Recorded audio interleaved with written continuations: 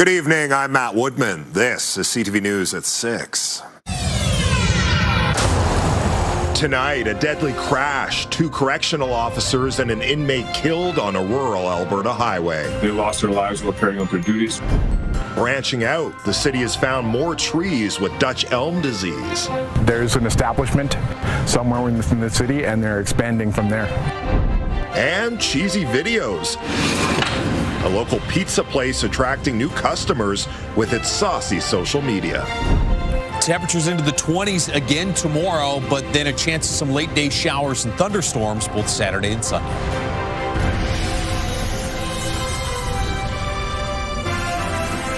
CTV Edmonton, local breaking news with Matt Woodman.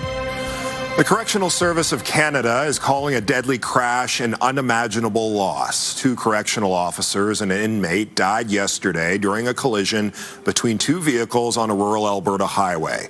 The victims have now been identified and are being mourned across the country. CTV's Nicole Weisberg reports. The RCMP was rocked when they responded to the scene. A collision on a rural Alberta highway that claimed the lives of 3 people in a correctional van. 2 correctional officers, identified as Nikolai Serbin and Ramandeep Karman, were killed, as well as a 24-year-old inmate named Kiera Muswa. They lost their lives while carrying out their duties, transporting an offender who also passed in the accident. So really difficult time for all of us. Investigators are now piecing together what happened. RCMP say the correctional van collided with a box truck. The driver of the truck suffered minor injuries. Police say the intersection has a stop sign in 2 of the directions, and the other 2 are through lanes. To determine the direction of travel, the speed, the position of the occupants, and if there is even any criminal culpability. Police say Muswa was a resident of North Battleford, Saskatchewan. Serbin, a 57-year-old from Sherwood Park, and Carmen, a 25-year-old from Winnipeg. Community activist Verinder Buller says Carmen came to Canada as an international student from India. She completed her study from Manitoba and moved to Edmonton 6 months ago, and then was working in this job and working hard. And on her last day, she was working 3 hours of overtime, and that took her life. That was not her scheduled shift. Buller says her family is devastated. They're planning to travel to Edmonton in the wake of her death. The president of the Alberta First Responders Association says something like this impacts everyone in the field. We've had a really terrible year for first responders dying on duty or off duty. And, it just feels like 2 weeks maybe without our ribbon on our shoulders. So now we're having to put it back on. So you have to deal with this. His association will be collecting money for the victims' loved ones at a barbecue event next weekend in Spruce Grove. Nicole Weisberg, CTV News, Edmonton. Edmonton's mayor is offering his condolences to the friends and family of a man killed while protecting his business.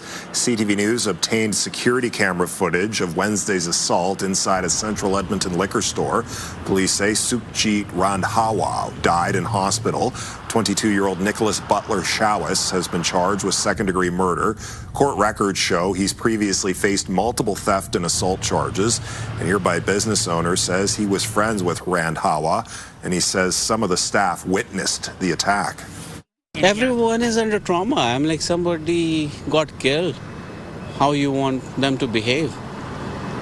I'm like, they feel horrible right now that the person they knew, they see every day, he got killed. In a statement, Mayor Andrew Knack says the city remains steadfast in its commitment to working with partners to ensure a safer, more supportive environment for all who call this city home. A memorial service is being held next Wednesday. Ads for online betting platforms are popping up nearly everywhere 3 weeks after Alberta opened the legal marketplace. One gambling researcher says the government should do more to protect Albertans from the harms of online gambling. CTV's Jeremy Thompson reports. Alberta, the moment is here. They're on TV. Your favorite sports app is now your sports book. Podcasts. Even public transit. In the 3 weeks since Alberta launched its regulated online gambling marketplace, the advertisements have been hard to ignore. Every YouTube ad is always gambling, and It's basically everywhere. I wish they would stop. I don't know how to stop them, but yeah, I find them irritating. I just let them go by. I mean, it's just, there's another ad kind of thing.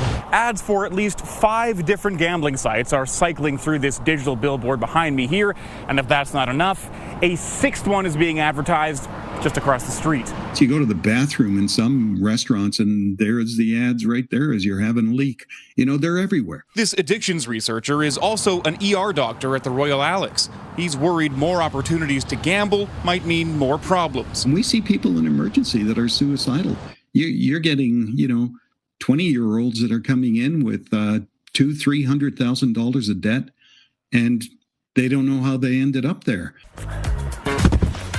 You can't trust everyone, but you can trust BetMGM. Francis Gutty says Ontario has seen a rise in gambling addiction, especially in young men, since it went down this path a few years ago. We can look to Ontario how not to do it, and what we've done is we've replicated it. At the launch event last month, Minister Dale Nally said Alberta's regulated market comes with meaningful safeguards for users. Our focus has been clear. Protect Albertans, especially young people. The government expects to pull in $76 million a year in gambling revenue and will set aside 1% for problem gambling programs. 10% of all revenue that comes into gambling should go towards prevention and treatment. That's how big the problem is. Struggling reliever, advantage, offense. Blue Jays money line. Lock it in. Minister Nally says the government will continue to monitor gaming ads closely to make sure they don't normalize gambling. Jeremy Thompson, CTV News, Edmonton. Alberta's service minister says there's been an increase in license renewals since the province rolled out integrated ID cards. Dale Nally says last July, the province processed 95,000 license renewals. This past July, that number was up to 126,000. Many Albertans are still reporting long wait times at registries across the province. One reason is because applicants are failing to bring in the proper documents. Albertans now must prove they are legally allowed in Canada, plus provide photo ID and their current health card. We're not surprised. This is a new process, and we're hearing from Albertans that it's taking longer. Of course, there are additional steps. Short-term pain for long-term gain, because once you have that citizenship marker on the front, it's going to be there forever, and it's going to offer you the convenience in the future when you're applying for these benefits.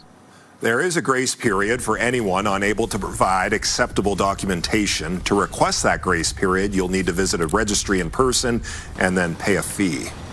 Starting Monday, the 184th Street Bridge over Yellowhead Trail will fully close for 3 months. The city says the closure will accelerate construction. The rehabilitation work is expected to be finished this fall. The ramps on and off Yellowhead Trail will be open so drivers can access 184th Street. Detours will be in place, though, for drivers who need to cross Yellowhead Trail. The city says this is the first rehabilitation work on the bridge since it was constructed in the early 2000s. Starting tonight, Capital Line LRT service will shut down between Churchill and Clairview stations. The closures will allow crews to install overhead electrical lines north of 115th Avenue. It will last until Sunday at 8 a.m. Replacement buses will be available at both stations during the closures. Ice District has been taken over by a different kind of hockey. The 3-on-3 ball hockey tournament brings together hundreds of young players of all skill levels. Players say it's a great atmosphere downtown. It's also the scene of some serious competition. Everybody knows it's all in fun. That doesn't take away from the competitive side. Like everybody out here, every shift, giving it everything they got, each board battle, each shot, each save. Nobody ever gives up. The tournament wraps up Sunday. If you're looking for something else to do this weekend, Ice District is hosting Kids Deserve a Shot Community Day. There will be food trucks, bouncy castles, and a chance to meet the Oilers mascot, Hunter the Lynx. A popular car show is on the move for its 30th anniversary. Rockin' August brings enthusiasts of all things roadworthy to St. Albert. CTV's Noah Rashog has more on the show and the charitable cause it's raising money for. Rockin' August is revving up for its 30th year. Car owners from across the prairies will be gathering in St. Albert to show off their rides. It's a 79 Corvette. It's a L82, the higher horsepower model. Well, it's got a 305 engine, only 190 horsepower, but it's got a lot of bottom end torque, and goes good. My 1969 Plymouth Sport Fury. I bought it when I was 18 years old. I've had it for, well, I got to do the math, for about over 40 years now. Most of these cars have had years of work put into them. Not too many nuts and bolts I haven't pulled apart on it. I did all the paint job, all the suspension, bodywork, brakes, steering, completely everything. It's a fully restored car. From rare, one-of-a-kind builds to eccentric motorhomes. We've been to Banff and Lake Louise and High River last weekend with it. Got home just in time to clean it out and come to the car show.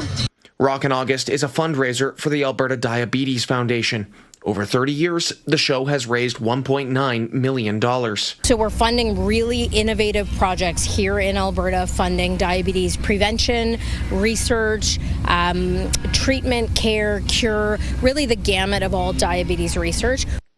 This year, they hope to push past $2 million. We actually give away our car. So once a year, we give away a classic car. We've raised money selling tickets all year. This year was a 1965 Acadian Beaumont. The winner just took delivery of the car this morning. Rockin' August wraps up on Saturday evening with a grand car show in the parking lots surrounding Service Place. Noah Rashog, CTV News, St. Albert. Hundreds of people are back on Gallagher Hill for night 2 of Folk Fest. There's currently some action happening on the smaller stages. Hill already looking pretty filled up ahead of tonight's headliner of Monsters and Men. So far, so good weather-wise for Folk Fest attendees. Although, Josh, it is a Friday here in the summer of 2026, so I can only assume at some point this weekend we're going to see some wet weather. Yeah, tough to go, 2 or 3 straight days without rain this summer. And I don't think we'll go 2 or 3 straight days. It has been a spectacular day. Lots of sunshine. Temperatures on the cool side this morning, but we got to 23 for a high this afternoon. It's 22 in downtown Edmonton right now, 20s and 21s for areas outside the city. It was 8 degrees early this morning. It dipped into single digits, a handful of degrees below average, but right back to average after a cooler day yesterday. It was 17 yesterday afternoon, today up to 23. And we should be in the 23, 24 degree range again tomorrow. And I don't think the entire weekend is going to be wet. We'll get to the timing of those showers and thunderstorms in a minute or two. This is what it looks like outside with the CTV drone. You can see there's still a good amount of blue in the skies above the city. Clouds will start to increase, though, it looks like mid to late this evening, as we've got some showers off to the north and northwest of the city. It's not so much that stuff north of Slave Lake. If you look back further to the west and northwest of the Whitecourt area, kind of that region right there, those are the showers and potentially some lightning strikes that could go through the Edmonton area late tonight. I think sort of midnight-ish or maybe even later. So evening hours, just some increasing clouds, still close to 20 at 9 p.m. At risk of a shower, maybe a thunderstorm, probably just showers if we get anything at all. And then 12 degrees tomorrow morning with some lingering cloud. I think that cloud will break a little bit for the mid part of the day. You get a mix of sun and cloud through the afternoon hours. And then, again, late tomorrow night, a chance of some showers and thunderstorms.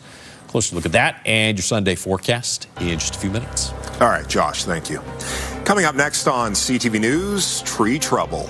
This was not a one-off introduction, one pile of firewood or something a couple of years ago. Why the city of Edmonton says it's getting harder to contain an infectious disease that's taking down trees. Plus a little later. I'm sorry to tell you this. I think you would need 4 car seats, not 3. There's another one hiding behind the tree. 4 times the fun. An Alberta family has their hands full after welcoming quadruplets.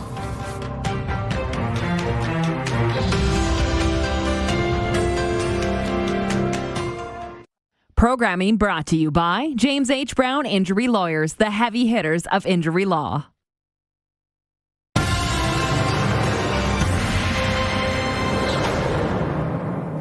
A federal MP from Alberta has started a petition to expand emergency alerts for vulnerable children. It follows calls for changes after the death of 11-year-old Parker Wells. He wandered away from his day home in mid-July in Calgary. His body was found nearly 2 weeks later. There was no sign of abduction, so it did not meet the requirements for an Amber Alert at the time. An exception was finally made for the autistic nonverbal boy 2 days after he disappeared. MP Michelle Rempel-Gardner started the petition, which people can sign online. It also calls for first responders to receive training about children with intellectual and developmental disabilities.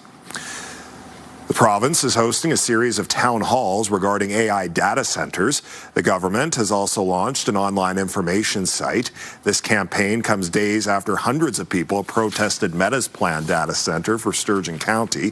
The $13 billion facility would require up to 1 gigawatt of power, with people raising concerns about utility bills, water use, and emissions. The province says its approach rests on 4 commitments. Albertans don't pay. The grid comes first. Operators can refuse data center connections if they threaten reliability and water is protected. The province says Albertans will share the upside as data centers pay a levy along with municipal taxes. 3 town halls are scheduled for this month, with one in Sturgeon County on August 20th. The Premier will also host a virtual meeting on August 27th. The city of Edmonton is down 2 more elm trees after more cases of Dutch elm disease were confirmed in different areas of the city. The city says the infected trees were on city property. They were found within the Dutch elm disease protocol zones established around previously confirmed cases. One tree was found in the Delwood neighborhood. The other was downtown. Both were removed today. The city says nearby elms will not be removed because the infected trees' roots were contained. The 2 trees are the 15th and 16th confirmed cases since Dutch elm disease was first detected in Edmonton in 2024. City scientist Mike Jenkins says it's possible the disease is spreading from an unknown source. This was not a one-off introduction, one pile of firewood or something a couple of years ago. There's an establishment somewhere within the city, and they're expanding from there. Jenkins says any fallen trees from recent storms should be removed as soon as possible. He says they can act as breeding grounds for the beetles that spread Dutch elm disease. More areas of Elk Island National Park are open again as cleanup continues after several summer storms. The reopened areas include the Visitor Center, the Elk Island Parkway, Bison Loop Road, and several campgrounds and day use areas. You can head to the Elk Island website for more details on which areas are open. Parks officials say every effort is being made to reopen the park to visitors as soon as possible. Banff's legendary grizzly bear, known as the Boss, was spotted feasting on buffalo berries in Banff National Park 2 days ago. The pictures were taken from the safety of a vehicle, so the Boss was not disturbed. The Boss has ruled the Bow Valley for decades as the biggest bear in the region. He is getting older, though, reaching the ripe old age of 28. Parks Canada staff sedated him back in May for a checkup. They found while he is losing some teeth, he is otherwise healthy. When we return, a slice of social media. And the British guy says, "Well, I know Edmonton. That's where Giuseppe's is." A downtown pizza place using cheesy videos to attract customers and viewers from all over the world. 23 today, should be even a little bit warmer tomorrow, up to about 24 for a daytime high. Then the risk of showers and thunderstorms starts to roll in. We'll give you a timeline on that right after the break. Programming brought to you by Century Casino. 3 great locations: Edmonton, St. Albert, and Century Mile. Programming brought to you by James H. Brown Injury Lawyers, the heavy hitters of injury law.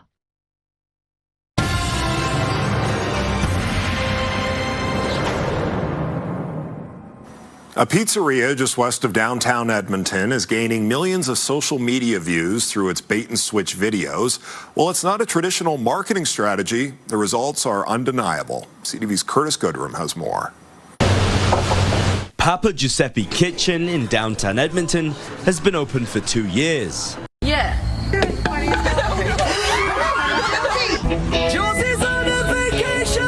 Videos like this gained traction over the past year, getting the 22-seat restaurant close to 70,000 TikTok followers. We tried a lot of things to make it work, and then when that specifically strategy worked, we focused on it. It started bringing people in, which was lovely.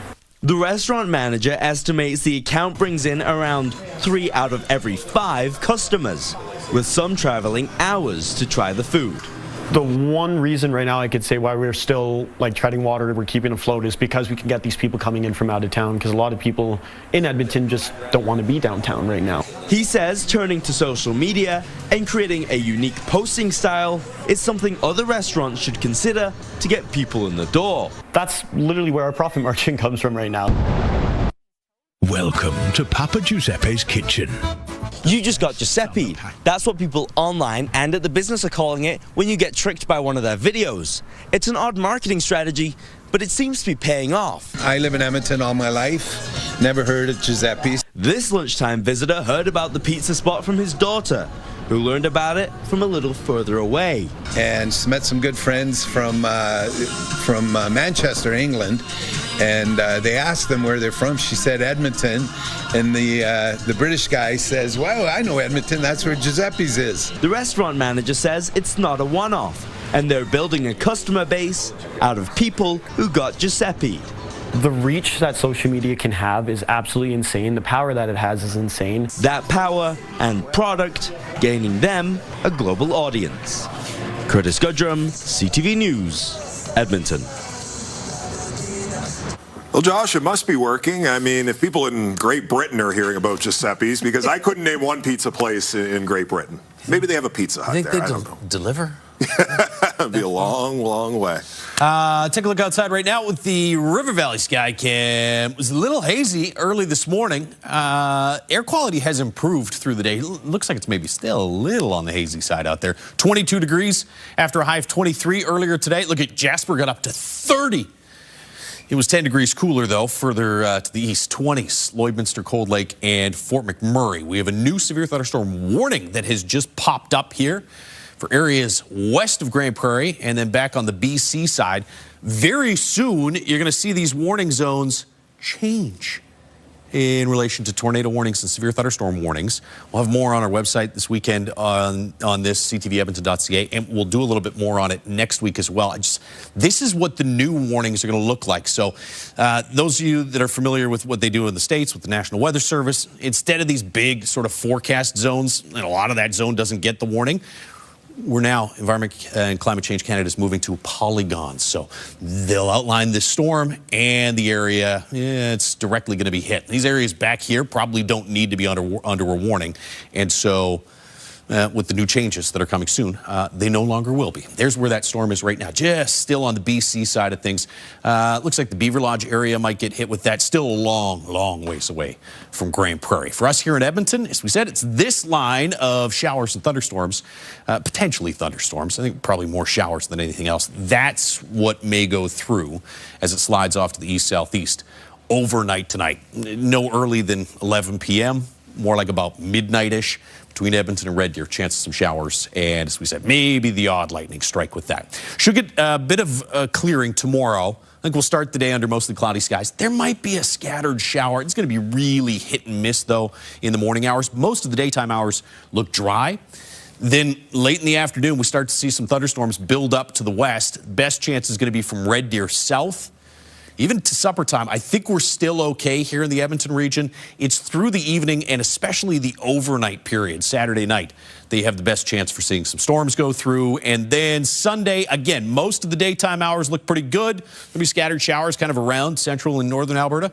But the showers and thunderstorms expected to hit the Edmonton area will hold off until either late evening. Again, Red Deer looks like it has a much better chance than Edmonton. Late evening or overnight. There's 2 a.m. Monday for some showers and thunderstorms. So the weekend may actually turn out okay for the daytime hours. It's the late night hours that could turn wet.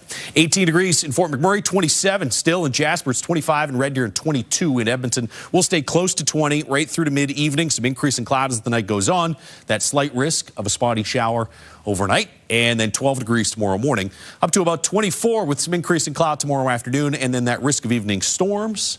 Sunday late in the day, chance of showers, thunderstorms. 21 on Sundays, not bad. High teens for Monday, Tuesday. Good chance of some rain Monday night into Tuesday. Maybe some heavier, steadier rain. And then drier and low 20s for the end of next week. That's what we're striving for this summer. Not bad weather. All right, Josh, thank you. After years of infertility struggles, a couple in Calgary is now experiencing parenthood 4 times over after the birth of quadruplets. While they couldn't be happier with their bundles of joy, they hope to inspire change in how the province helps couples in their situation. CTV's Mark Villani has more. Mama loves you so much. One baby is a handful, but 4 is a completely different adventure for new parents Lola and David Olawale. I'm looking forward to seeing them grow and seeing, how their personalities evolve. It's the rare arrival of quadruplets in Calgary, the first in 8 years. Known as the J4 Quads, Josiah, Joshua, Jemima, and Joanna were born through in vitro fertilization on May 7th prematurely at 29 weeks, spending between 60 to 83 days at the Foothills Hospital NICU before finally coming home. There's been no shortage of sleepless nights ever since. They advise sleep when the baby sleeps. Which baby? The babies now go through 1 full can of formula and 24 diapers every single day. A GoFundMe page hopes to offset some of those costs, but the family is already struggling. Lola and David spent $25,000 for an IVF cycle in Calgary. After that failed, they traveled to Nigeria, opting for a cheaper $5,000 procedure where 2 embryos split into 4 and quite literally changed their world. It would be good that we know that we have the government on our side, not setting up us to fail. Alberta currently funds the freezing of eggs and sperm for cancer patients who may have to delay a childbirth, but unlike several other provinces, it does not provide funding for IVF treatments. Fertility care is health care, period. In a statement, the province says Alberta's public health care covers medical consultations, referrals, and lab services needed to diagnose infertility. We're exploring options to better support Albertans. The cost of IVF, and oftentimes you need more than one IVF, as evidenced by this couple, the cost can be enormous. We need to do more. But after thinking they'd never be lucky enough to have a child in the first place, these new parents are overjoyed to have even more than they ever bargained for. We are blessed. We are so happy to have them. It's been a wonderful journey so far. Mark Villani, CTV News, Calgary. Still to come tonight, trade and tariff talks. It can't be a one-way street, which is what the American position has been up until now. Details of what could be included in a potential trade deal between Canada and the United States. Also just ahead. Right now, it's just hard to see. Why the wildfire smoke in BC may actually be helping firefighters battling the flames.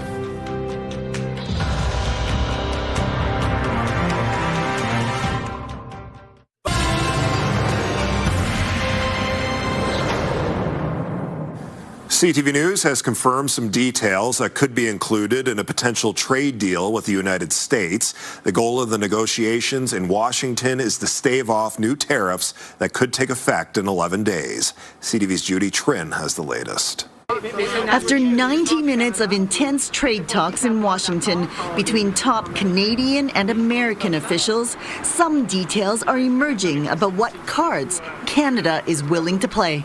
This is about concessions, if there's to be concessions on both sides. It can't be a one-way street, which is what the American position has been up until now.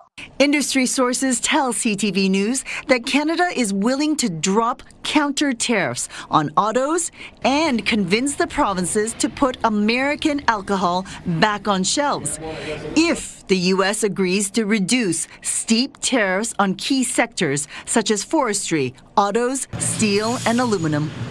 Well, I think we all heard Doug Ford a few weeks ago in D.C. in a scrum say, look, I understand the impact and the power of this booze ban, and I will reverse it if we get peace on the CUSMA and the full trade war. After meeting with the U.S. Trade Representative, Minister Dominic LeBlanc says the focus is on striking a comprehensive deal that addresses all the sectoral tariffs. While the Prime Minister continues to defend supply management, negotiators have discussed changing how dairy quotas are managed. Canada's nasty. If that's not enough to prevent the Trump administration from bringing in new 50% tariffs that will hit $28 billion of Canadian goods like hockey equipment, sources say the federal government is working on retaliatory measures, such as blocking the U.S. from getting preferential access to critical minerals, energy, and big procurement projects. Canada is going in a position of strength. We were able to start restructuring our economy to start building a new Canada over the past year. We see the numbers coming out. It's working. Judy Trin, CTV News, Ottawa. Crews are making progress battling wildfires in BC that have destroyed hundreds of homes. Experts point to an unlikely ally, the smoke overwhelming nearby communities. CTV's Andrew Johnson explains. Summers on Kootenay Lake are supposed to look like this. Today, this paradise is being choked out by wildfire smoke, and so is Calgarian Jed Kaplan's vacation. Smells like a campfire. Right now, it's just hard to see. The sun is kind of dim. The smoke from more than 100 fires in BC and others in Washington state has raised the health risk to the highest level in the southeastern part of the province, with children and the elderly advised to avoid much activity outside. It's definitely affected my hiking, so I'm just doing a short walk today, and yeah, not great. Kaplan is also a climate scientist and says even though Canadians are now being exposed to summer wildfire smoke more often, there is a lack of research on how much damage is being done. We don't really have a very clear idea of what long-term exposure to wildfire smoke is going to do for a lot of the population.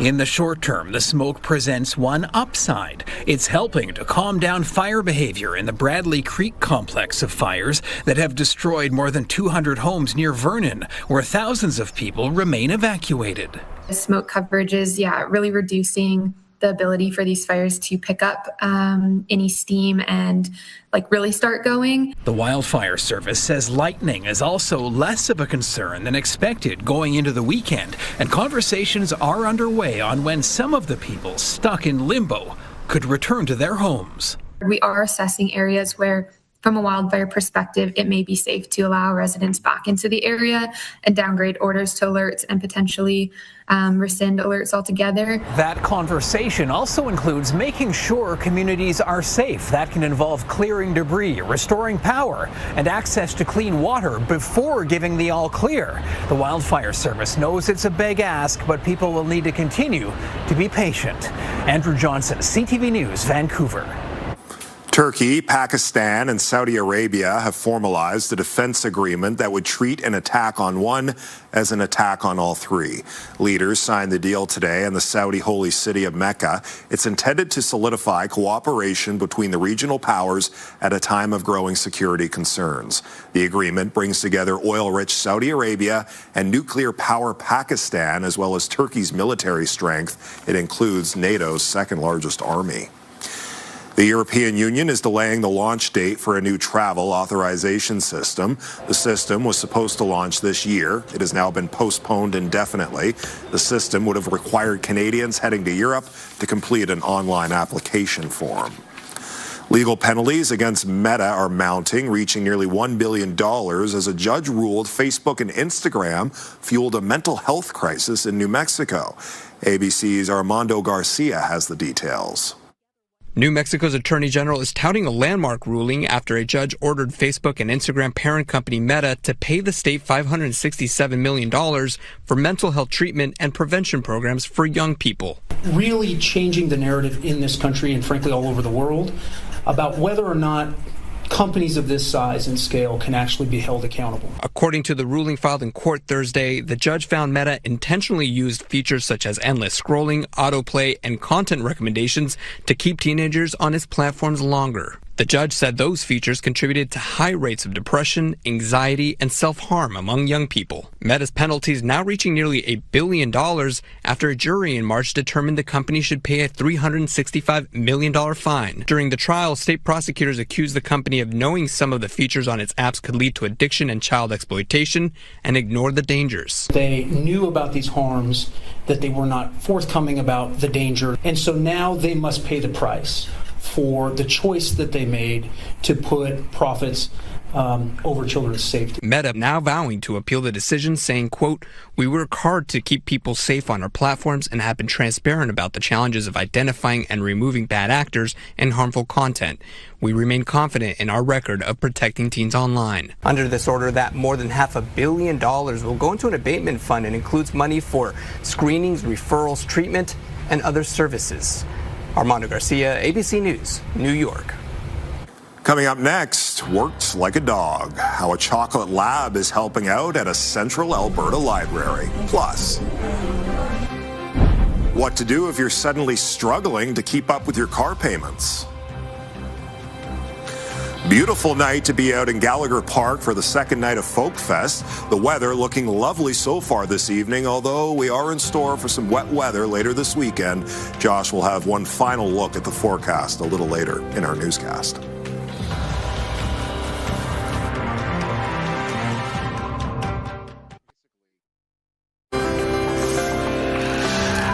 Here's a look at the markets on this Friday evening. The Canadian dollar up ever so slightly, still trading for less than 72 cents against the American greenback. Oil was up 89 cents to 78.18 US a barrel. Gold increased by $100 and a dime. On the stock market, the TSX gained 244 points. The Dow Jones up 151 points. Stats Canada says the country's unemployment rate has dropped, with Canada adding 75,000 new jobs in July. The unemployment rate is down 6.4%. Most of the jobs went to 25 to 50-year-olds and women in that age group. In Alberta, the unemployment rate held steady in July at 7%. With costs rising across the board, many Canadians are struggling to keep up with bills, including car payments. CTV's Pat Foran has more on what to do if you think you may miss a payment. If your car payment is getting harder to make, you're not alone. New car prices have soared in recent years, with the average new vehicle in Canada now selling for more than $63,000. Add in rising gas and insurance costs, and it's no surprise that some drivers, especially those with lower credit scores, are having trouble making their car payments. The first step in getting back on track is acknowledging the problem early. A lot of people are very resistant to talk to their creditors. They have fear or shame around what's going to happen next. And the longer drivers wait, the more those missed payments can add up. Consumer Reports says the sooner you reach out to your lender about your current financial situation, the better. Lenders usually have options available, so they might offer to move your payment due date. They might be able to set up a hardship plan or defer the payment. Especially if you have a good payment history, your lender might be more willing to work with you. Before agreeing to a plan, ask how it could affect your credit, late fees, and interest, then get the agreement in writing. Another option may be refinancing your car loan. Because you might be able to get a lower interest rate that could save you money. But just be careful, because if you make the loan term longer, it could cost you more in the long run. If you lease your car, getting out of the contract can be difficult, but a lease transfer may be an option. Just make sure your leasing company allows it, and ask about fees or whether you could still be responsible if the new driver stops paying. Bottom line, the sooner you deal with a car payment problem, the more time you'll have to try and work things out. Pat Foran, CTV News. People in Strathcona County are learning more about emergency workers in their community. Mounties, firefighters, paramedics, and crews from other emergency agencies held an event in Sherwood Park. They put on demonstrations and led activities for people of all ages. Mounties say it's a way for local kids to learn more about what emergency crews do and who they can reach out to for help. It's also a prevention tool. There are opportunities where education really helps to prevent crime or situations that become emergencies, and we're really hoping that if we share that information today, it can help to reduce the likelihood of somebody being in an emergency. RCMP recruiters were also there to speak with anyone interested in a career in policing. The Red Deer Public Library has an employee who's the first of their kind in Alberta. Katya, the Chocolate Lab, is a certified facility service dog. The 5-year-old started training with the library when she was 3 months old. She sits with young readers to help them practice their reading, visits schools to reduce student anxiety, and helps promote library programs. The library says before the pandemic, they did a lot of programming involving service dogs. So as a library, we knew what incredible benefit reading to dogs is to lots of kids, especially those who struggle with reading. And then when pandemic hit, and we had an opportunity to train a dog, our own facility dog. You can find out where and when you can meet Katya on the Red Deer Public Library's website. When we return, what's the rush? And the men who hold high places must be the ones who start. The iconic Canadian rock band opens its first world tour in more than a decade.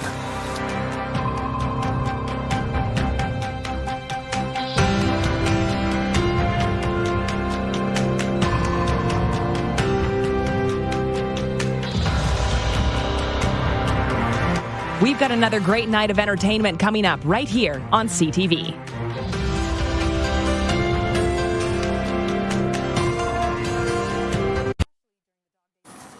The iconic Canadian rock band Rush will perform 2 shows in Edmonton in December. The group's world tour is now underway with 4 sold-out shows in their hometown. CTV's Adrian Golbriel has more on Rush's first tour in more than a decade.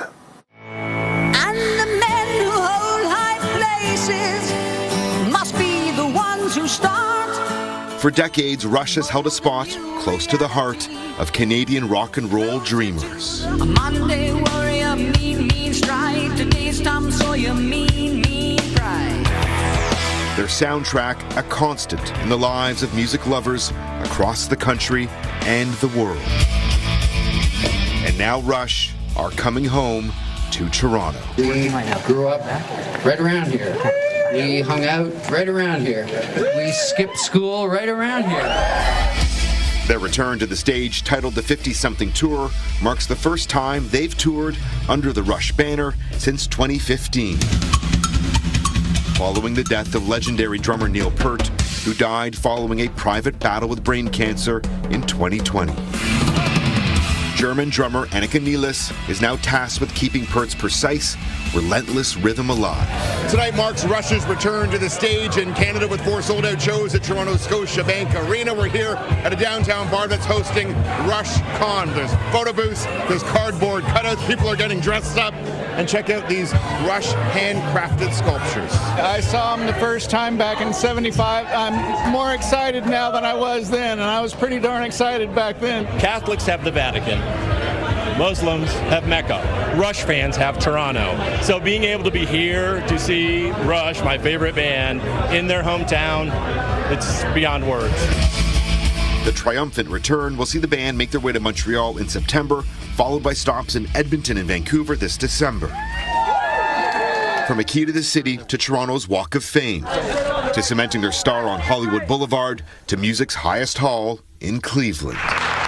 The officers of the Order of Canada are now returning to their place as the country's rock and roll sergeants in arms. Now bonded in grief, the progressive rockers march on, returning to their roots, their country, their music, reclaiming their spot center stage. Rush plays on. Adrian Golbriel, CTV News, Toronto. Beautiful evening underway, and it should stay that way until late tonight. There's a slight chance of a shower around midnight tonight. Tomorrow, nice for most of the day, mixed sun and cloud up to about 24. And then late tomorrow night, another chance of some showers and thunderstorms. Sunday, I think mixed sun and cloud, not bad, 21. And then Sunday, supper time or into the evening hours, again, a chance of some showers, thunderstorms. So not a complete washout for the weekend. Temperatures low to mid-20s for daytime high. I know. Our standards. Not a complete washout. Don't worry, people. I know. Be nice to get a little, what it is. Full weekend of sunshine once this summer. It's not happening. Not this weekend. Josh will be back here at 11:30 with Connor Hogg. Have a great night, everyone.